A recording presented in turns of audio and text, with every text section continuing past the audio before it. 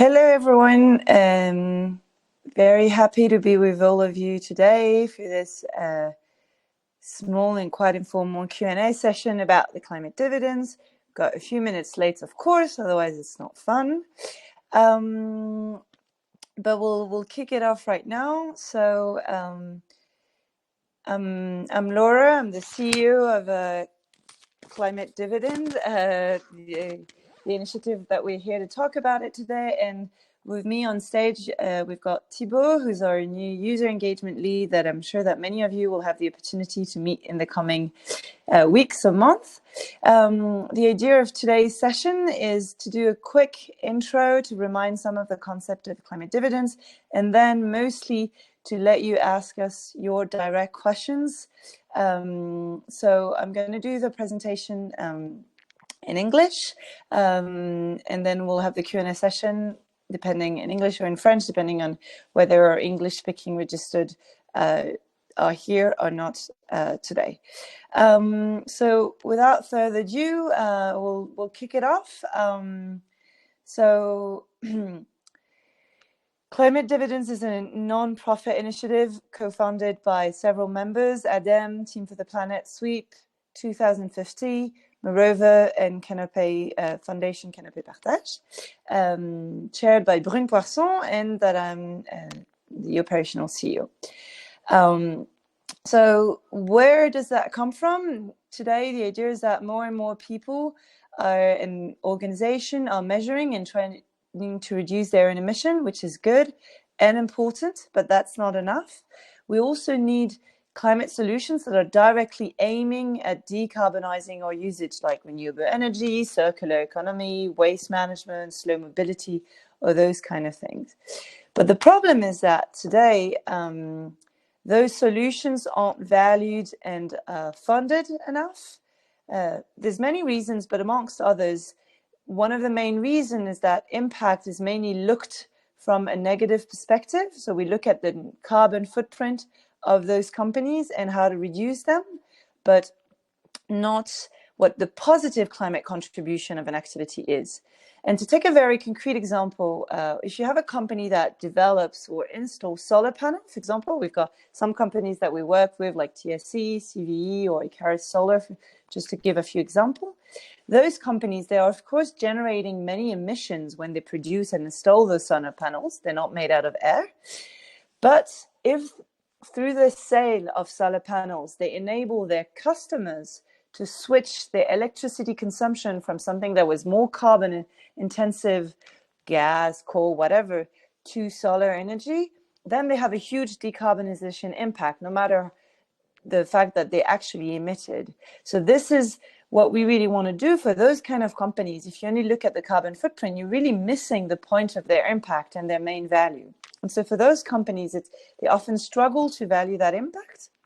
And on the other side, for investors that support those kind of initiatives, they don't really have any standardized or reliable way of measuring and valuing that positive contribution. So they're not really incentivized to fund them. So if you think about it, when a company succeeds economically, it can distribute financial dividends to its shareholders, and both the company and the shareholders are valued for that. Why can't something similar exist for a company that succeeds climately? And that's really what we aim to do with climate dividends, which are made to value, next slide please, and make more attractive climate solutions and the investment that are made in them. So very concretely, climate dividends, what are they? They're extra financial information that corresponds to that positive climate impact and that can be claimed by the equity shareholder. So what it means is that when you're a company that have a product or a service that avoids or removes CO2 emissions, so really meaning that when you sell it, it enables your customer to reduce their carbon footprint. The example of the solar panel, you emit when you produce and sell them, but you enable your customer to reduce their own carbon footprint. When you're in that case, you're going to be able to issue and distribute climate dividend to your shareholders. With a very simple equation, 1 ton of CO2 avoided or removed by the activity of the company enables them to distribute 1 climate dividend to their shareholder. The process that the companies have to go through is quite simple. The first one is the evaluation. So it starts by an eligibility assessment, quite simple but important. Very quickly, there's one criteria for the company in itself that must minimum have disclosed its carbon footprint. The idea is, of course, that you're not going to communicate on what you do good if you're not even aware of what you do bad. That's a bit of a simple way, but just the idea. And then it's mostly eligibility criteria and the activity level, that it's aligned with the Paris 1.5 target, that it is really avoiding or removing emission, that it respects the do no significant principle.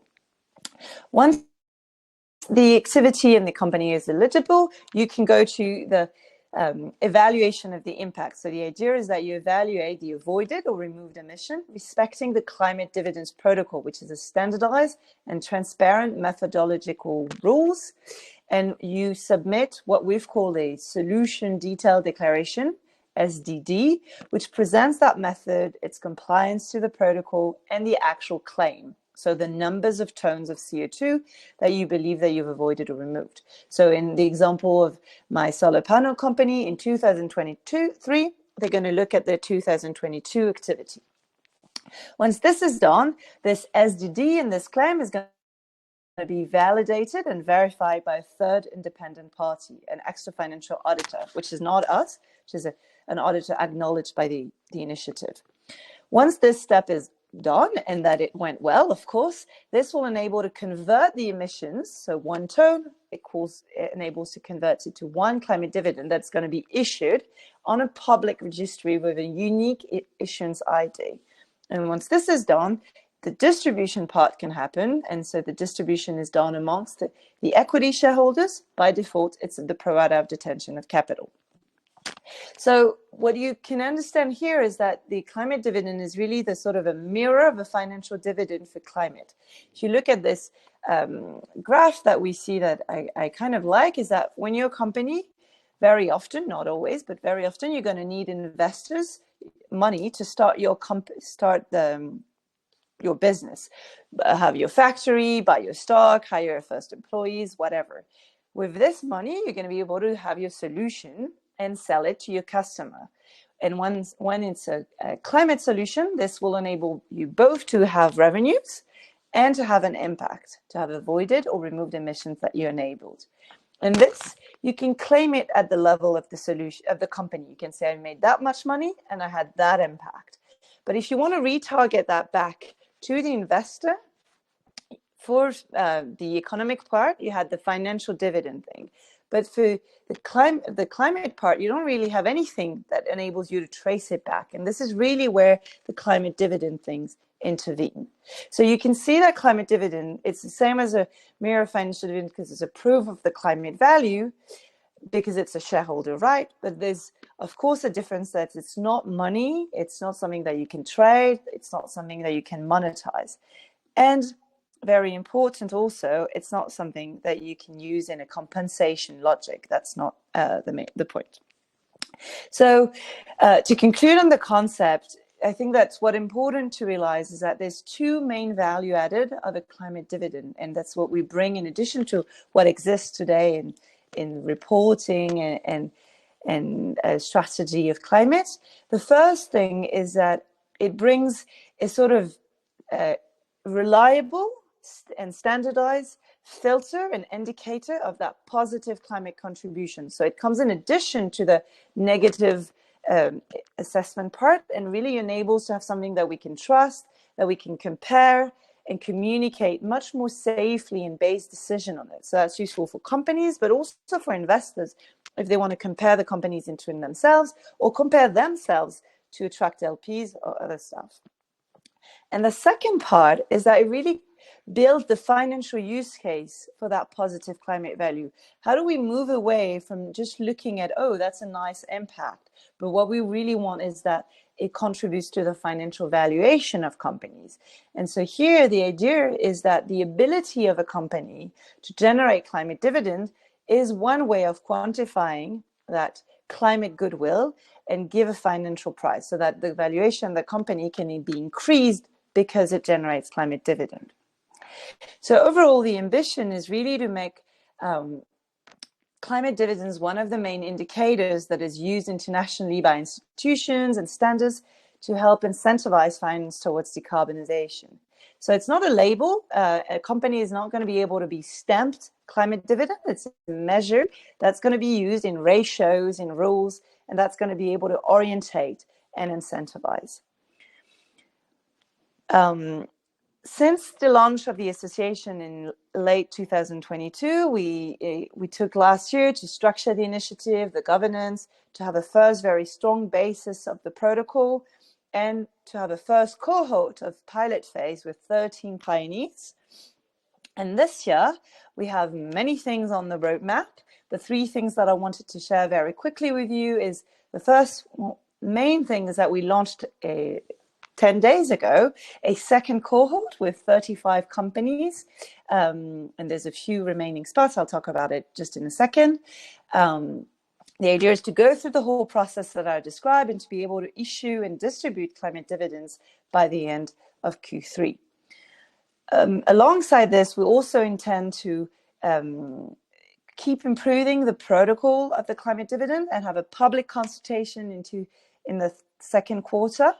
And both of those steps were really going to enable us to strengthen and smoothen the climate dividends issuance and distribution process to develop an actual platform in 2025 and really expand it more.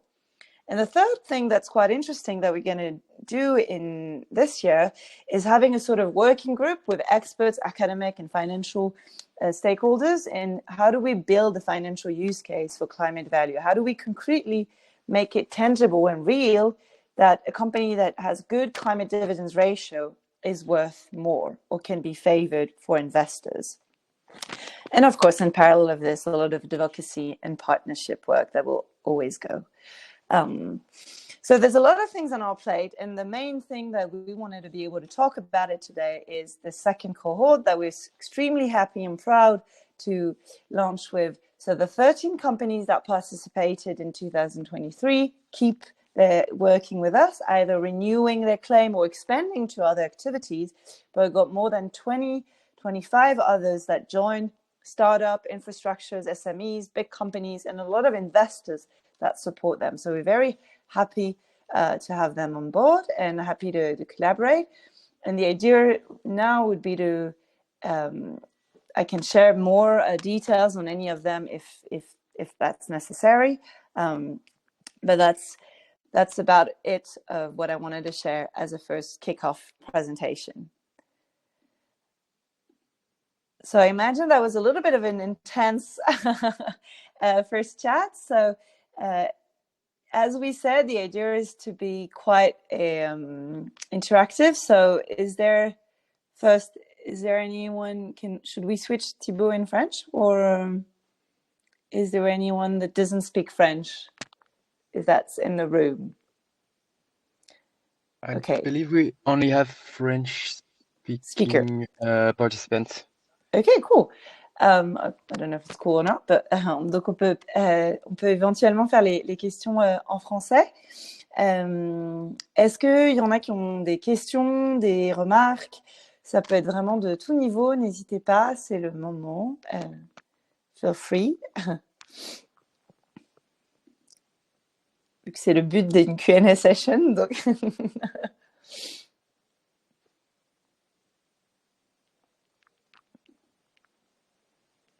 Non.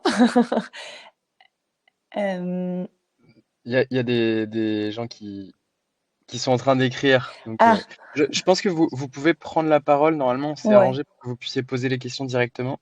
Après, si vous préférez les poser par écrit. Mais on a déjà Ottilie qui nous demande les apprentissages. Ouais, super. Très bonne question et merci beaucoup. À ce propos, déjà, je vais répondre, mais sachez qu'on avait fait un webinaire le 13 décembre de rétrospective vraiment des enseignements de cette première phase. Donc, s'il y en a certains que ça intéresse, vous pouvez tout à fait, on pourra... le lien, il est sur la page... comment ça s'appelle? La chaîne YouTube des dividendes climat. Donc, vous pourrez aller le revoir si vous le souhaitez. Très longue réponse pour ne pas répondre. Donc, les enseignements principaux, je pense que ils étaient divers. La première, c'est que ça a vraiment confirmé très bien la première valeur, enfin les valeurs ajoutées des dividendes climat. Si tu veux bien remettre la slide avec les 2 valeurs ajoutées, Thibaut, ça te va? C'est-à-dire que sur le premier point, ça a vraiment bien confirmé cette première phase de cette première valeur ajoutée de OK, bah, les gens se sentent beaucoup plus confiants sur la mesure de leur impact. Je dirais qu'on a eu plusieurs cas. Soit on avait des entreprises qui avaient déjà fait pas mal de travail pour mesurer leur impact. Je pense à des boîtes comme Nayo, par exemple, qui fait des robots agricoles pour désherber les vignes, qui avait fait des ACV, donc analyse de cycle de vie, pardon, avec l'INRAE, mais même d'autres boîtes, je sais pas, Ecotech Ceram, qui fait de la récupération de chaleur fatale, qui avait pas mal travaillé sur ces sujets. C'est des boîtes qui avaient donc déjà fait des efforts, du temps et tout ça, et qui ont été extrêmement contentes de pouvoir se faire un peu challenger, ajuster, et du coup derrière d'être beaucoup plus confiants pour valoriser ce travail qui avait déjà été fourni. Et puis, on a d'autres cas d'entreprises qui avaient envie et qui savaient qu'elles avaient ces impacts, mais qui n'avaient pas forcément encore lancé ça.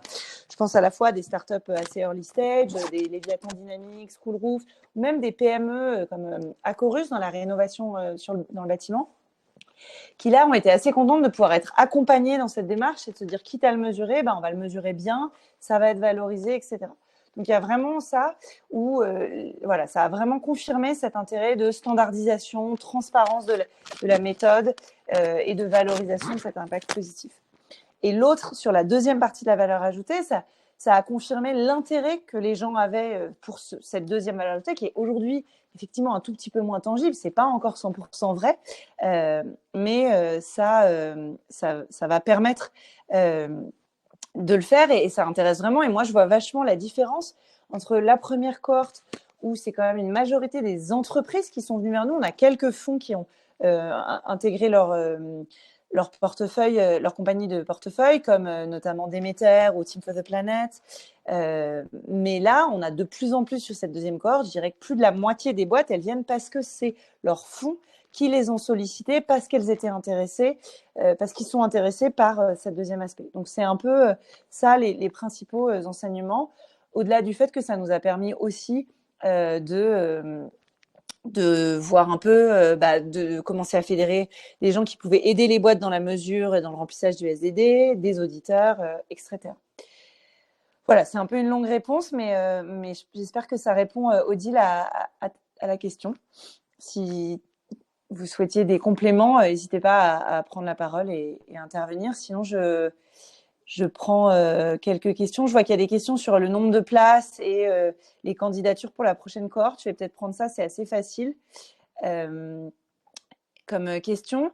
On n'a pas un nombre fixe, Grégoire, de boîtes qu'on peut prendre, puisque ça dépend un peu du niveau d'accompagnement que les boîtes vont avoir besoin. Très honnêtement, on avait fixé un objectif à 30-35, on est déjà à 35. Donc, je pense on va aller au moins jusqu'à 40 a priori, mais peut-être pas beaucoup, beaucoup plus. Après, si les boîtes sont très motivées et ont des ressources aussi voilà, pour le faire, c'est beaucoup plus facile. Donc, voilà. Sachant que pour l'instant, là, on est sur cette deuxième cohorte qui a vocation à être quand même surtout sur le début, les premiers semestres, 3 premiers quarters. Et on va voir, et on est en train de structurer ensuite comment on gère. Est-ce qu'il y a une troisième cohorte de fin d'année ou est-ce qu'on met ça plutôt sur 2025 ? Ça, c'est stay tuned pour un peu plus de précision. Mais dans tous les cas, moi, j'invite toutes les entreprises qui sont intéressées à nous contacter pour qu'on puisse aussi, nous, les accompagner et voir avec elles quand est-ce que ce sera le bon timing. Ce sera plus facile de le gérer comme ça. Je vois une question sur les crédits carbone. Je vais peut-être revenir là-dessus. Je pense que c'est un point important. Est-ce que, Thibaut, tu peux me remettre le schéma, s'il te plaît ? Donc, c'est vraiment pas du tout la même chose, mais c'est très complémentaire. Un crédit carbone, c'est un asset financier, c'est quelque chose que vous vendez qui permet de augmenter vos revenus et sécuriser votre impact.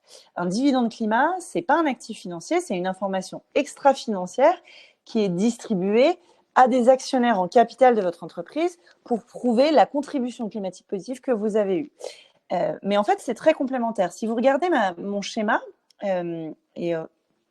Ce que je disais tout à l'heure, c'est que quand vous êtes une entreprise, vous avez souvent besoin d'un investisseur pour lancer votre activité. Et ensuite, votre activité, ça peut soit être, comme le cas que j'écrivais tout à l'heure, d'écrire, de vendre la solution, donc un panneau solaire, un robot, une voiture électrique, que sais-je, une solution de récupération d'énergie, etc. Et vous le vendez à un client qui va l'utiliser. Et c'est via cette utilisation qu'il y a l'impact. Quand vous vendez un panneau solaire, c'est parce que votre client utilise le panneau solaire que vous avez un impact. Et donc ça vous permet d'avoir des revenus et d'avoir de l'impact. Mais en fait, si au lieu de vendre un produit, vous vendez un crédit carbone, ça revient au même. C'est une autre manière de sécuriser de l'argent et votre impact.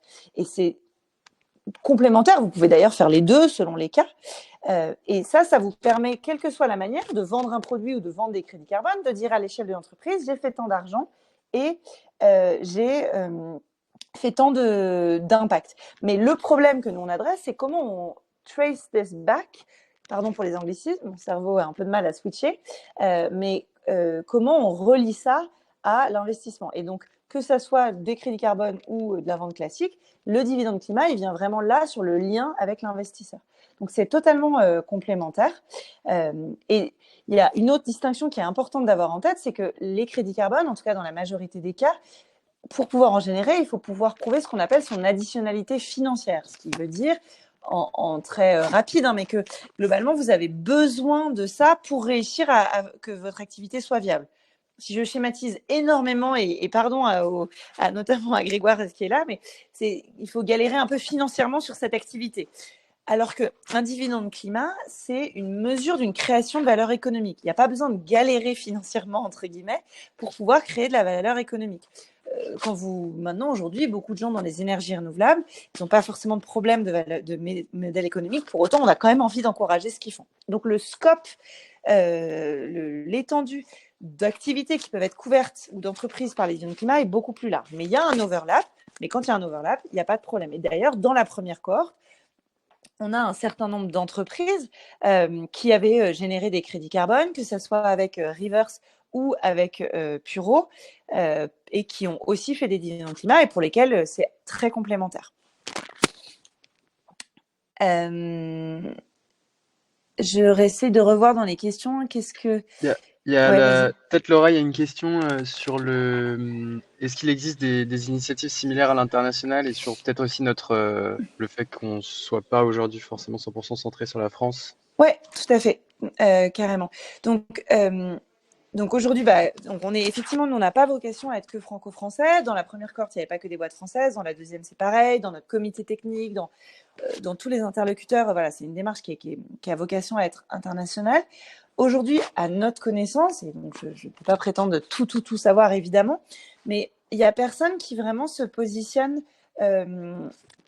exactement comme les dividendes climat. Il y a en gros, nous, la manière dont on voit les choses, c'est qu'il y a beaucoup de gens qui sont sur la partie standardisation de la mesure de cet impact climatique positif, les émissions évitées ou standardisées, et beaucoup de gens qui sont sur la partie reporting pardon, ou réglementation de la transition du financement. Et donc, nous, on vient vraiment être en intermédiaire de ces gens-là. C'est-à-dire que plus ce sera standardisé, plus ce sera facile, puisque nous, on aura juste à reconnaître ces aspects de standardisation.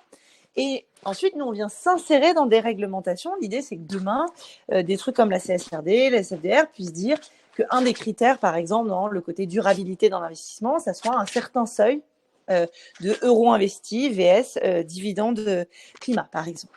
Ou dans le CDP, le SBTI, que ce soit des manières de chiffre d'affaires vs dividendes climat. Donc, on vient vraiment, on a un positionnement assez unique à l'interface de ces deux choses qui sont très complémentaires, mais à ma connaissance, on n'a pas d'initiatives similaires et concurrentes. Et puis, de toute façon, ce qui est assez intéressant, c'est que nous, on est vraiment donc une association à but non lucratif et notre objectif, c'est vraiment d'avoir un impact sur l'accélération du financement de la transition écologique au sens large et en premier lieu de l'investissement en capital dans les solutions décarbonantes. Et donc, si demain, il y a d'autres initiatives qui font des choses plus ou moins similaires, etc., nous, on peut totalement se merger et collaborer, puisqu'on n'a pas de vocation à gagner, nous, particulièrement. C'est vraiment l'impact qui va nous driver. Euh, On voilà, a on j'espère que avait ça. une Ouais, dis-moi. ouais, il y avait une, d'ailleurs, je vous invite à, si vous le souhaitez, vous pouvez demander à participer si vous voulez poser les questions en direct, et on peut comme ça, on peut échanger en live. Après, il y avait 3 questions qui, à mon avis, peuvent être traitées ensemble sur les timings, des prochaines cohortes Ça, et j'ai déjà répondu le timing. bah, et est-ce que, c'est quelque chose qui se fait annuellement? Ouais, Et combien ça coûte, notamment de participer? ok, ouais, super. Donc, en gros, la démarche pour les entreprises, peut-être tu peux le remettre le process, Thibaut, s'il te plaît. Donc, en gros, il y a ce process-là que je vous ai montré avec donc dans le SDD, il y a à la fois la méthodo et le claim, c'est-à-dire le calcul exact. Quand le SDD va être validé, la méthodo et vérifier le calcul, on va avoir une date de validation, une période de validité. Et donc, pendant toute la période de validité de la méthodo, vous n'aurez pas à revoir la méthodologie. Il y aura juste la vérification de calcul. Donc, en gros, il y a un truc un peu plus important à faire la première année. Et puis ensuite, il y a juste une vérification du calcul, un audit, ce qui est beaucoup plus rapide et beaucoup moins cher. Ce qu'on a constaté, nous, sur la première cohorte, c'est que pour les startups ou PME, les coûts de validation et de vérification, donc qui sont faits par un tiers indépendant, qui ne sont pas nous, à nouveau, c'est entre 3 et 5 000 euros. Et les années suivantes, c'est beaucoup moindre, puisque c'est quelque chose de beaucoup plus simple et succinct. Donc ça, c'est le process et la démarche.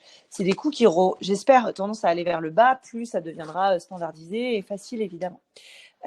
Et par rapport à la question de Cédric, qui était il n'y a pas de coût pour rentrer dans la cohorte. Nous, en tant qu'association, aujourd'hui, on facture rien. On vous accompagne dans le process. On n'est pas des consultants gratuits non plus pour faire une ACV, mais on va pouvoir venir vous aider, vous ajuster et vous accompagner. Et on vous facture rien, puisque l'objectif, c'est vraiment de promouvoir l'indicateur et de le développer. Donc, le seul coût associé, c'est ce coût de validation et vérification par un tiers indépendant, sachant qu'il peut être mutualisé si vous avez déjà des audits extra-financiers nécessaires de sociétés à mission, de DPEF ou autres. Et nous, puisque je vois que c'était une deuxième partie de la question, nous, en tant qu'association, aujourd'hui, on est financé uniquement par des dons et du mécénat et les adhésions à l'association. Donc, les membres fondateurs nous financent, et puis ensuite, on a aussi d'autres fondations ou mécénats qui nous financent, dont je crois une d'ailleurs est ici, je ne sais pas si j'ai le droit de l'annoncer officiellement, mais prochainement. Et puis les adhésions, puisqu'on est une association. Voilà. Dans les questions, je crois qu'on n'a pas répondu à la question de Laure, mais je ne sais pas si Laure est toujours là. Et il y avait la question sur est-ce qu'on a d'autres questions qu'on a ratées ou pas? Alors, il y en a une qui a été partiellement traitée, mais peut-être ça peut, s'il faut refaire le point de Martha sur le fait de l'étendre à des entreprises qui financent des projets impact en dehors de la chaîne de valeur. Ça a été aussi en partie traité via la question des crédits carbone, même s'il y a peut-être un peu Ouais. d'autres Alors éléments. Martha est partie, mais ça peut peut-être intéresser d'autres. Les dividendes climat, ils peuvent être distribués à n'importe quel actionnaire. Donc, ce n'est pas forcément un fonds d'investissement. Si vous êtes une entreprise qui finance des projets, vous pouvez totalement recevoir des dividendes climat. Et la logique là-dedans, c'est vraiment une logique. D'ailleurs, je vous invite à regarder un super livre-blanc qui est fait par Renaud Bétain de Sweep là-dessus sur, OK, mon rôle en tant qu'entreprise, c'est évidemment de réduire mon empreinte carbone, mais ensuite, derrière, ça va être de contribuer positivement. Et pour contribuer positivement, j'ai plein de manières de le faire. Je peux faire du mécénat philanthropique. Je peux acheter des crédits carbone à des entreprises qui font du bien. C'est une autre manière comme je leur achèterais leurs produits. Ou je peux investir en capital dans des entreprises qui me distribuent des dividendes climat. Donc, c'est totalement complémentaire de cette logique. Alors, je vois qu'il y a une autre question de Otil. Avez-vous une vision du coût de l'évaluation pour des sociétés ayant une activité simple à analyser, monopays, monoproduit? Ouais. Alors déjà ça, peut-être premier truc, c'est qu'il faut savoir qu'on a le protocole qui est public sur le site, qui peut être téléchargé avec une version executive summary et une version complète que vous pouvez voir à tout moment. Et donc, qui vous donnera ça. Et puis, vous avez aussi les registres publics où vous avez tous les SDD de la première cohorte. Thibaut, est-ce que tu pourrais mettre dans le chat ces deux liens, là, le protocole et le registre public, qui vous donneront un peu une idée aussi de ce que les boîtes ont fourni. Donc, je pense que ce sera la meilleure manière de s'en rendre compte. Ensuite, donc voilà, donc ça vous donne déjà peut-être de l'eau au moulin, mais ensuite, c'est assez difficile de dire parce que monopays, alors plus c'est simple, monopays, monoproduit, ça va être plus simple, mais en fait, ça dépend du produit. Je vous donne un exemple. J'ai parlé tout à l'heure de Ecotexeram, qui est une entreprise qui fait de la récupération d'énergie fatale dans les industries. Le business est très simple et ce qui remplace est extrêmement simple. Alors qu'en revanche, on a travaillé avec, je sais pas, des entreprises sur la mobilité. On a travaillé avec l'activité vélo de Decathlon. Demain, là, on va travailler avec 15 qui fait les vélos en libre service. Là, la définition de ce qu'on appelle le scénario de référence, c'est-à-dire qu'est-ce qui se serait passé si vous n'aviez pas vendu votre produit, parce que c'est comme ça qu'on calcule des émissions évitées. On regarde un besoin, 1 an de trajet quotidien, et on regarde combien ça pollue de répondre à 1 an de trajet quotidien avec la solution de l'entreprise, VS la moyenne de marché, ce qui se serait passé si l'entreprise n'était pas là. Et donc, c'est assez compliqué de définir ce scénario de référence. Et donc, parfois, selon le produit, si c'est compliqué, même si on est un monoproduit, c'est plus complexe. Voilà, donc tout ça pour dire que c'est pas... Plus on est petit, monoproduit, monotruc, plus ça va être simple et ça peut être relativement rapide. En revanche, c'est pas que ça qui compte, ça va être ce niveau de scénario de référence, puisque vous avez en termes de data disponible. Moi là-dessus, Othili, je sais pas du tout pour qui vous travaillez, enfin si vous pensiez à votre activité, ça, je vous invite très fortement à nous contacter pour nous présenter un petit peu et vous pourrez échanger là-dessus avec Thibaut qui pourra vous dire déjà, vous êtes effectivement un cas qui est a priori plutôt simple, plutôt compliqué, plutôt moyen, et de vous donner un peu des billes là-dessus pour que vous soyez aussi plus au clair sur ce que ça impliquerait de rentrer dans la démarche. On fait très souvent ça, quitte à d'ailleurs signer des accords de confidentialité avant d'avoir ce genre de partage d'informations. Je vais répondre. Vous m'entendez là? Ouais. Ok, super, ce sera plus simple. Je travaille pour un fonds d'investissement.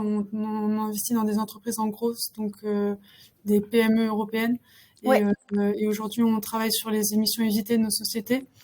Donc, c'est aussi dans ce cadre-là que je demande, mais je contacterai Timo pour en parler plus en détail. Ouais, alors c'est vraiment, et ça, alors typiquement, c'est un use case qu'on a hyper souvent, et nous, on est hyper open, on regarde le portefeuille, on peut aussi vous donner quels conseils sont les meilleures boîtes pour commencer la démarche.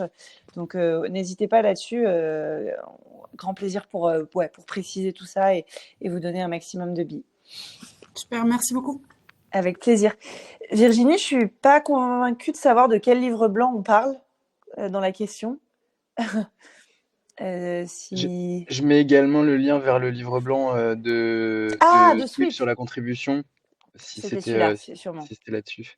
Mémoire de poisson rouge, bonjour.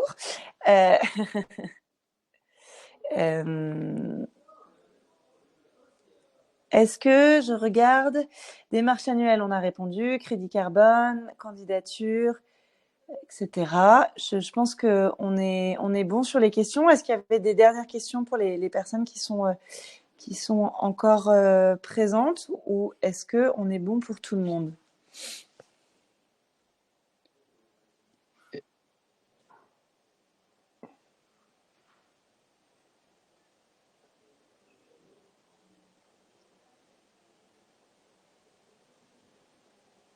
Ok, super. S'il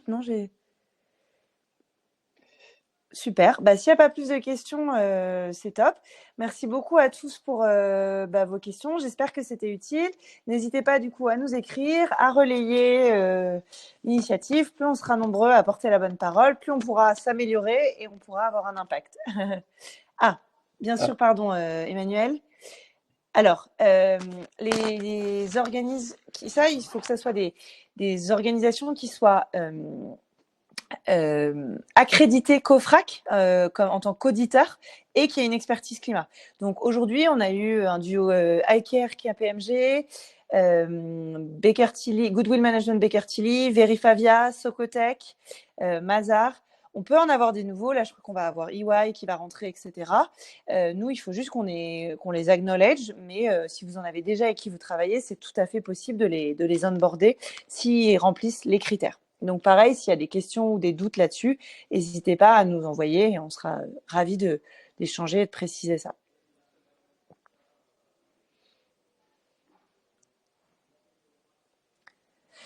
Super, merci beaucoup à tous. Une très bonne journée et puis à bientôt, j'espère.